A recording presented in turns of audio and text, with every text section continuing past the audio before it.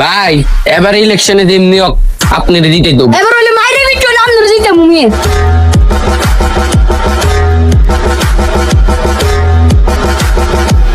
I আমরা বিফুটি বাদি কইরি মনে ডরাইছে। হ্যাঁ মনে হয় ডরাইছি রে। উই আইছে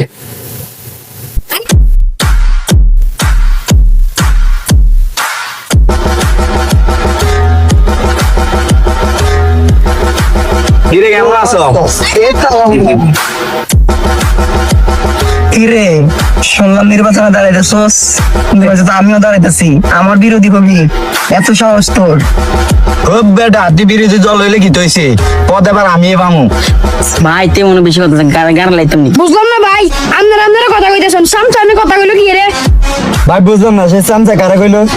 এই তুমি চামড়া কাকে বলো? ওগুলো হচ্ছে আমার ভাই, কলিজার টুকরা।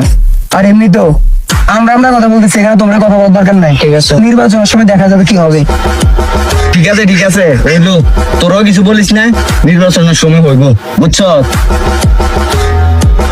আরে বেটা, নির্বাচনে দাঁড়ালে কেউ নেতা হয়ে যায় না, নেতা হইতে মানুষের সমর্থন লাগে, আর আমার কাছে সমর্থনের কোনো অভাব নাই। এই এলাকার সবাই আমার ভালোবাসে।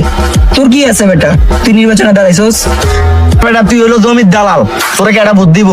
ভোটটা আমি পামু এবার, বুঝছি? ভাই, জনগণে আমারে ভোটটা দিব, ঠিক আছে? ঠিক আছে ভাই। কি রে তুই এটা কি করলি?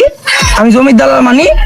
তুই দেখছো আমি জমির দালালের কথা, আমি জমির ব্যবসা করে খাই, কিন্তু তুই কি করস? তুই তো বেটা বাদ নেতা, তুই ওই পোলাপানের পিছনে ঘুরস, নেতামি করস, চাঁদাবাজি করস, এইসব করে চলস, আবার আসছিস নিজের নেতা দাবি করতে। আরে বেটা এইগুলোকে পাতি নেতা বলে না, এইগুলোকে বলে পাওয়ার।